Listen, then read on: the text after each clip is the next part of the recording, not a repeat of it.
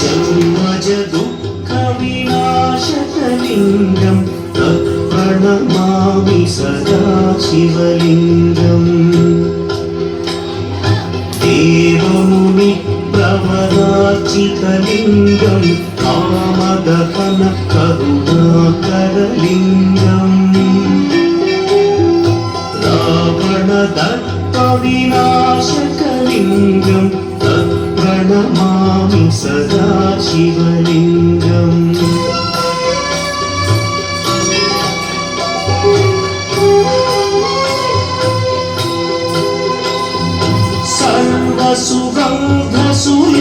सर्वसुगन्धसुलेपितलिङ्गं बुद्धिविवर्धनकारणलिङ्गं सिद्धसुरासुरवन्दितलिङ्गं तत्प्रणमामि सदा शिवलिङ्गं कनकमहामणिभूषितलिङ्गं मणिपतिवेष्टितशोभितलिङ्गम् दक्षसुयज्ञविनाशनलिङ्गं तत्प्रणमामि सदा शिवलिङ्गम्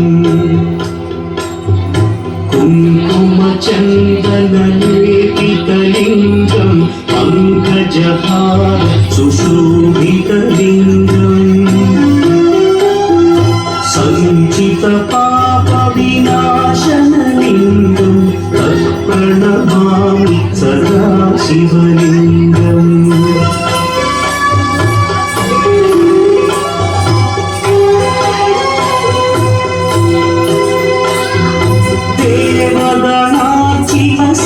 देवगणार्चितसेवितलिङ्गं